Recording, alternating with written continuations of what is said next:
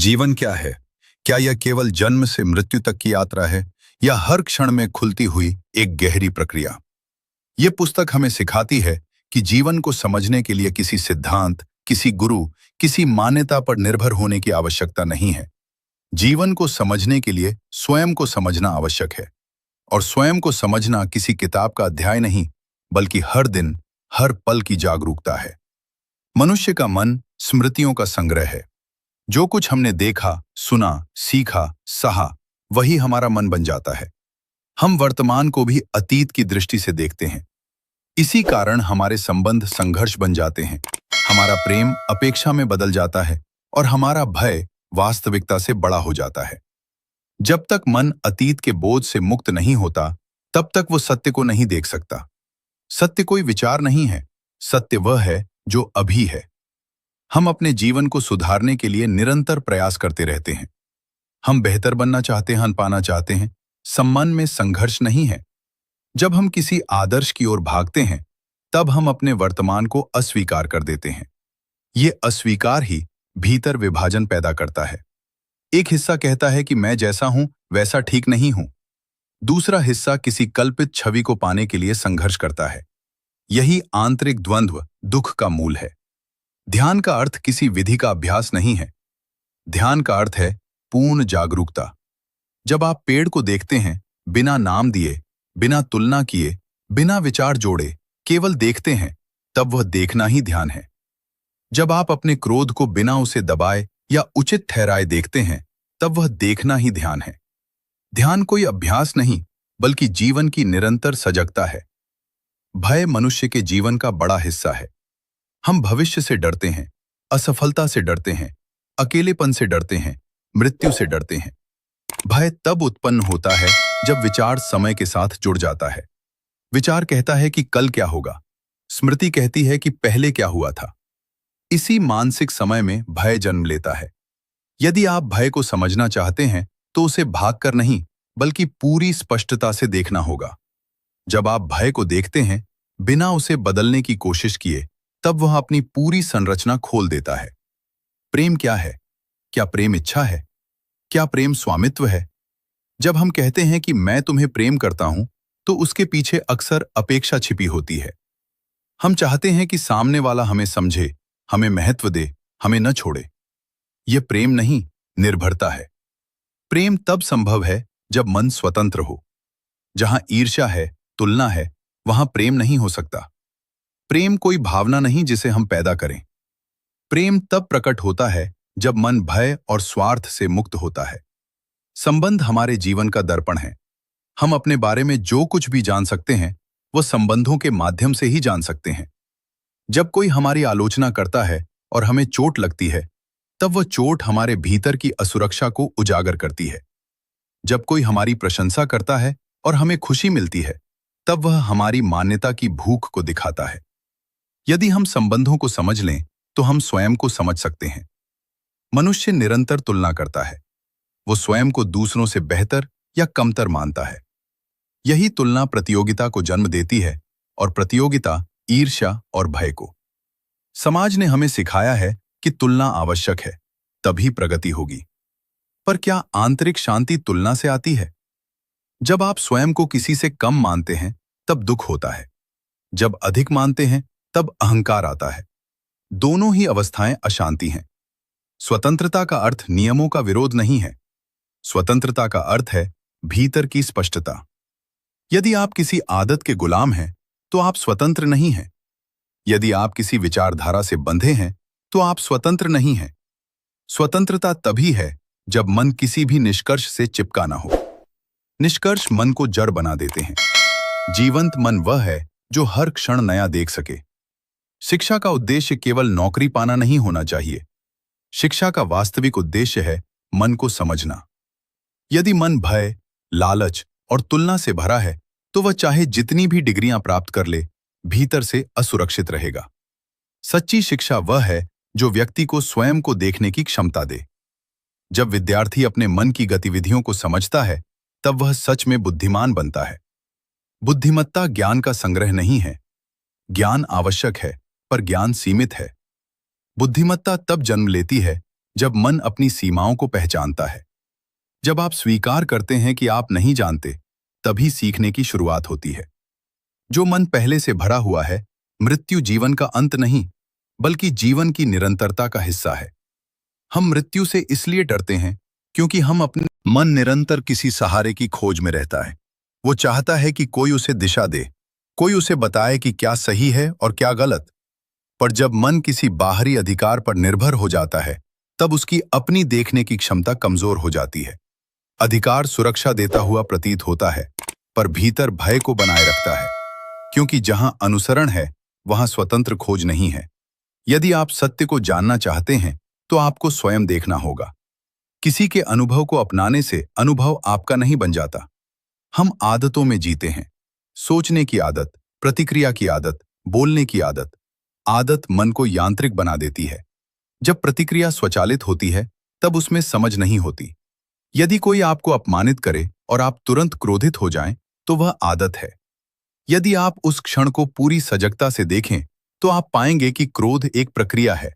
शब्द सुनना, अर्थ निकालना, स्वयं की छवि से जोड़ना और फिर प्रतिक्रिया करना।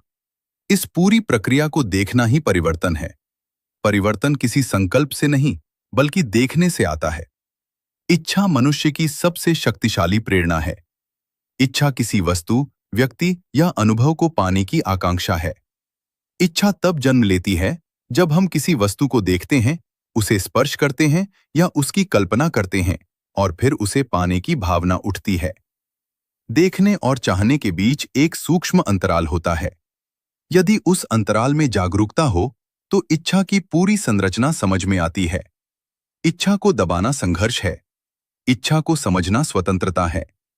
हम स्वयं को अलग व्यक्तियों के रूप में देखते हैं, पर क्या हमारा मन वास्तव में अलग है?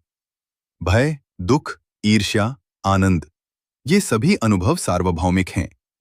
जब हम यह समझते हैं कि हमारी चेतना समस्त मानवता की चेतना से जुड़ी है, तब करुणा स्वाभाविक हो जाती है। तब हिंसा केवल किसी और के विरुद्ध नहीं, बल्कि स्वयं के विरुद्ध प्रतीत होती है। इस समझ में विभाजन कम होता है। ध्यान का अर्थ किसी मंत्र की पुनरावृत्ति नहीं है। पुनरावृत्ति मन को सुस्त बना देती है। सच्चा ध्यान जागृत मन की अवस्था है। जब आप चलते हैं और हर कदम को महसूस करते हैं, जब आप बोलते हैं और शब्दों की ध्वनि को सुनते हैं, जब आप सोचते हैं और विचार की गति को देखते हैं, वही ध्यान है। ध्यान को समय में बांधा नहीं जा सकता। वह किसी विशेष आसन या स्थान तक सीमित नहीं है। ध्यान जीवन की संपूर्णता में है। हम अक्सर दूसरों को बदलने की कोशिश करते हैं। हम चाहते हैं कि हमारा साथी, हमारा मित्र, हमारा परिवार हमारे अनुसार चले। यह नियंत्रण की प्रवृत्ति संबंधों में दूरी लाती है। यदि आप किसी को वास्तव में समझना चाहते हैं, तो आपको उसे स्वतंत्र रहने देना होगा। प्रेम नियंत्रण नहीं करता। जहां नियंत्रण है, वहां भय है कि दूसरा व्यक्ति छूट न जाए। यह भय संबंध को बोझ बना देता है। सफलता समाज का मापदंड है। धन, पद, प्रसिद्धि, इन्हें सफलता माना जाता है। पर क्या भीतर की शांति भी सफलता का हिस्सा है? यदि कोई व्यक्ति बाहरी रूप से सफल है, पर भीतर अशांत है, तो क्या वह सच में सफल है? सच्ची सफलता भीतर की स्पष्टता में है। जब आप जानते हैं कि आप क्या कर रहे हैं और क्यों कर रहे हैं, तब कार्य में अर्थ होता है। बिना समझ के प्राप्त उपलब्धि खाली प्रतीत होती है। दुख जीवन का हिस्सा है। किसी प्रिय का खोना, असफलता, अपमान, ये सभी दुख लाते हैं। हम दुख से भागते हैं। हम मनोरंजन, काम या धार्मिक अनुष्ठानों में शरण लेते हैं। पर दुख को समझे बिना उससे मुक्ति नहीं मिलती। यदि आप दुख के साथ बैठें, उसे बिना शब्द दिए महसूस करें, तो आप पाएंगे कि दुख केवल घटना नहीं, बल्कि उससे जुड़ी स्मृतियां और विचार हैं। जब विचार शांत होता है, तब दुख का स्वरूप बदल जाता है। अहंकार सूक्ष्म रूप से कार्य करता है। वह केवल घमंड में नहीं, बल्कि विनम्रता के दिखावे में भी हो सकता है। अहंकार स्वयं को केंद्र में रखता है। मेरे विचार, मेरा अनुभव, मेरी उपलब्धि। जब तक यह केंद्र बना रहता है, तब तक विभाजन बना रहता है। यदि मन उस केंद्र को देख सके, उसकी क्रियाओं को समझ सके, तो धीरे धीरे वह ढीला पड़ता है। तब संबंधों में सहजता आती है। प्रकृति के साथ संबंध भी महत्वपूर्ण है। जब हम आकाश को देखते हैं, पेड़ों की हरियाली को देखते हैं, पक्षियों की ध्वनि सुनते हैं, तब मन स्वतः शांत हो सकता है। पर यदि हम प्रकृति को केवल उपयोग की वस्तु मानते हैं, तो हमारा संबंध सतही रह जाता है। प्रकृति को देखने में भी वही सजगता चाहिए जो स्वयं को देखने में चाहिए। जीवन में अनुशासन का अर्थ दमन नहीं है। अनुशासन शब्द का मूल अर्थ है सीखना। जब आप स्वयं को देखते हैं और समझते हैं, तब स्वाभाविक अनुशासन आता है। यदि आप जानते हैं कि कोई आदत आपको हानि पहुंचा रही है, तो समझ के कारण वह छूट सकती है। पर यदि आप केवल नियम के कारण उसे छोड़ते हैं, मनुष्य का जीवन बाहरी उपलब्धियों की दौड़ में इतना उलझ गया है कि उसने अपने भीतर की यात्रा को लगभग भुला दिया है। हम बचपन से ही सिखाए जाते हैं कि कुछ बनना है, कुछ पाना है, किसी स्थान तक पहुंचना है।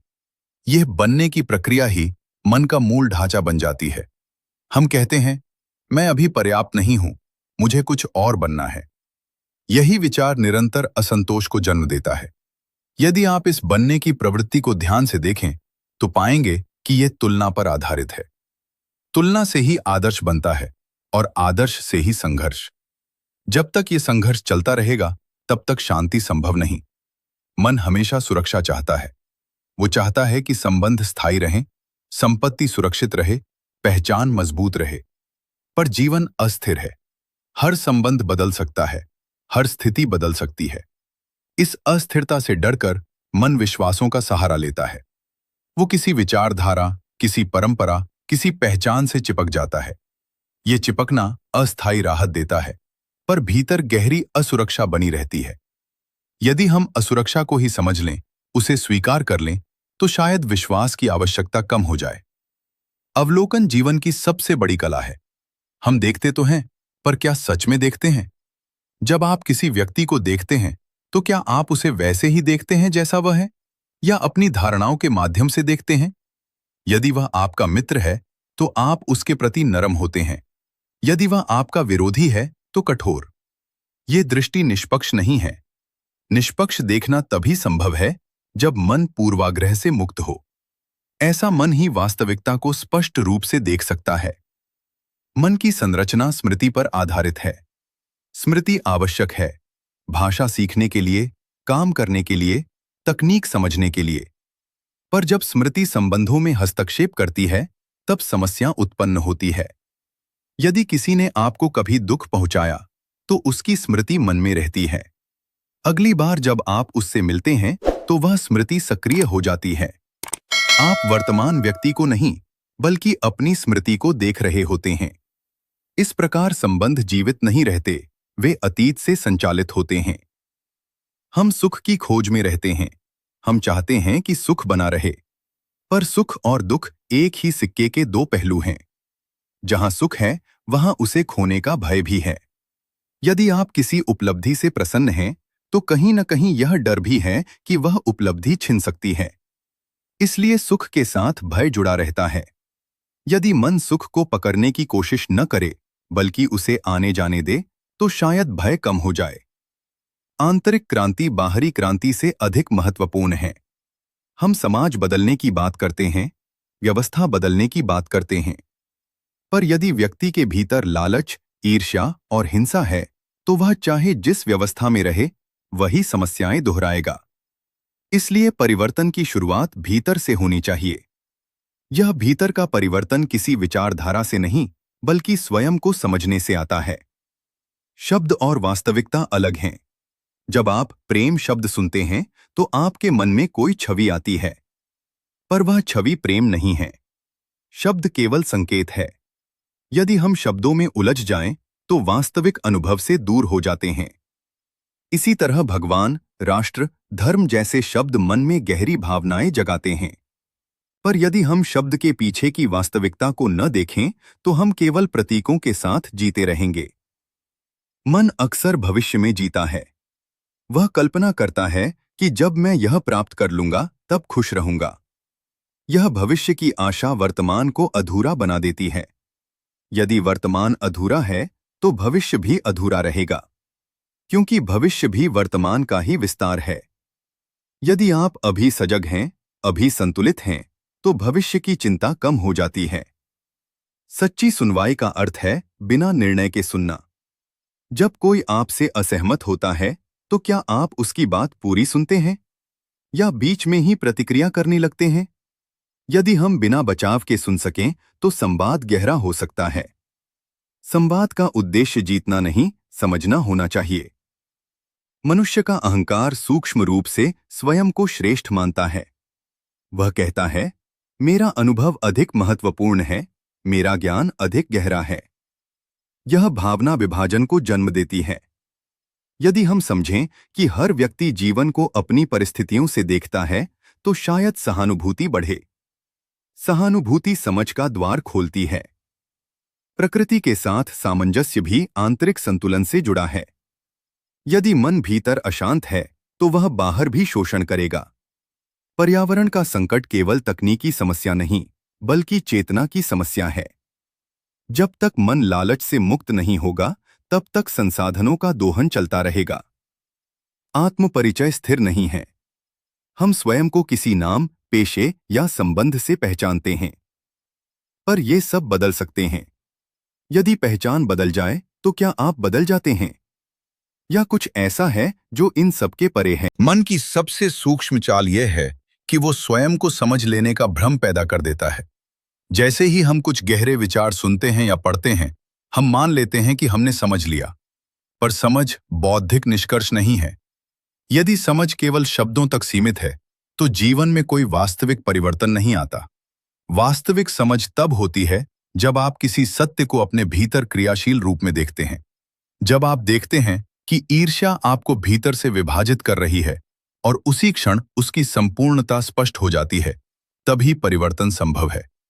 विचार एक अद्भुत उपकरण है, पर वही उपकरण समस्या भी बन सकता है। विचार तकनीक बनाता है, विज्ञान को आगे बढ़ाता है, भाषा को विकसित करता है। पर जब विचार स्वयं को मनोवैज्ञानिक क्षेत्र में सर्वोच्च मान लेता है, तब संघर्ष शुरू होता है। विचार अतीत पर आधारित है, वो स्मृति से उत्पन्न होता है, इसलिए विचार हमेशा सीमित है। जब हम संबंधों को विचार के माध्यम से संचालित करते हैं, तब हम अतीत को वर्तमान पर थोपते हैं। इस सीमितता को पहचानना आवश्यक है। हम अक्सर कहते हैं कि हमें शांति चाहिए, पर शांति को पाने की चाह भी एक इच्छा है। इच्छा में प्रयास है, तुलना है। यदि आप शांति को लक्ष्य बनाते हैं, तो आप अशांति से भाग रहे हैं। भागना समस्या को समाप्त नहीं करता। यदि आप अशांति को पूरी तरह देखें, उसकी जड़, उसकी प्रक्रिया, तो उसी देखने में शांति की शुरुआत हो सकती है। शांति किसी विपरीत अवस्था का परिणाम नहीं, बल्कि समझ का स्वाभाविक फल है। मनुष्य अपने दुख को व्यक्तिगत मानता है। उसे लगता है कि उसका दर्द अनोखा है। पर यदि हम गहराई से देखें, तो पाएंगे कि दुख का स्वरूप लगभग समान है। खोने का भय, असफलता की पीड़ा, अस्वीकार किए जाने की चोट। ये समझ कि हम अकेले नहीं हैं, बल्कि मानवता की साझा चेतना का हिस्सा हैं, हमारे दृष्टिकोण को बदल सकती है। तब करुणा केवल भावना नहीं, बल्कि वास्तविक अनुभव बन जाती है। समस्या तब बढ़ती है जब हम उसे नाम दे देते हैं। जैसे ही हम कहते हैं, मैं क्रोधित हूं, हम उस अनुभव को एक शब्द में बांध देते हैं। शब्द अनुभव को सीमित कर देता है। यदि हम बिना नाम दिए उस ऊर्जा को देखें, तो शायद हम उसे अधिक स्पष्ट रूप से समझ पाएं। शब्द उपयोगी हैं, पर वे वास्तविकता का स्थान नहीं ले सकते। आत्म अनुशासन का अर्थ नियंत्रण नहीं है। नियंत्रण में दमन है। यदि आप किसी प्रवृत्ति को केवल इसलिए दबाते हैं क्योंकि वह सामाजिक रूप से स्वीकार्य नहीं है, तो वह भीतर छिपी रहती है। समझ के बिना किया गया दमन भीतर द्वंद्व को बढ़ाता है। यदि आप प्रवृत्ति को समझते हैं, उसकी उत्पत्ति, उसका प्रभाव, तो उसमें स्वाभाविक परिवर्तन आ सकता है। हम अक्सर कहते हैं कि समय सब ठीक कर देगा, पर मनोवैज्ञानिक स्तर पर समय केवल स्मृति को गहरा करता है। यदि किसी ने आपको चोट पहुंचाई है और आप कहते हैं कि समय के साथ भूल जाऊंगा, तो वास्तव में स्मृति भीतर बनी रहती है। वह दब सकती है, पर समाप्त नहीं होती। वास्तविक मुक्ति तब है जब आप उसी क्षण उस चोट को पूरी तरह समझ लें।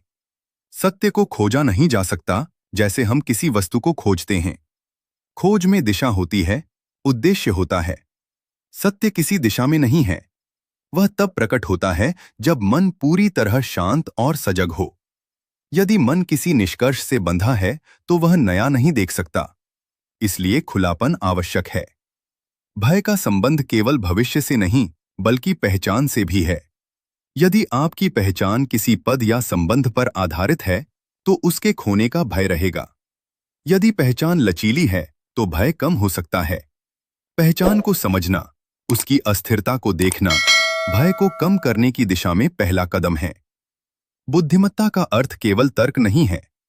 तर्क सीमित है। बुद्धिमत्ता तब प्रकट होती है जब भावना और विचार में संतुलन हो। जब मन शांत हो और हृदय संवेदनशील, तब निर्णय स्पष्ट होते हैं। यह संतुलन अभ्यास से नहीं बल्कि जागरूकता से आता है। हम दूसरों की सफलता से प्रेरित होते हैं, पर उसी में तुलना भी छिपी होती है। प्रेरणा तब शुद्ध होती है जब उसमें तुलना न हो। यदि आप किसी को देखकर सीखते हैं पर स्वयं को कमतर नहीं मानते तो वह सीखना स्वस्थ है। पर यदि प्रेरणा ईर्ष्या में बदल जाए तो वह अशांति लाती है। सच्चा साहस बाहरी जोखिम लेने में नहीं बल्कि भीतर के सत्य को देखने में है। अपने भय, अपनी कमजोरी, अपनी असुरक्षा को स्वीकार करना आसान नहीं है, पर यही स्वीकृति परिवर्तन का द्वार खोलती है। जब आप स्वयं को छिपाते नहीं तब आप वास्तविक बनते हैं। जीवन निरंतर संबंधों का जाल है। हम अकेले नहीं जी सकते। इसलिए संबंधों की गुणवत्ता ही जीवन की गुणवत्ता है।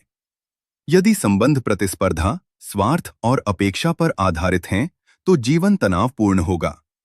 यदि संबंध समझ और स्वतंत्रता पर आधारित हैं तो जीवन सहज हो सकता है। ध्यान की गहराई तब बढ़ती है जब मन में जिज्ञासा हो। जिज्ञासा बालक की तरह होती है, निर्दोष, खुली। यदि मन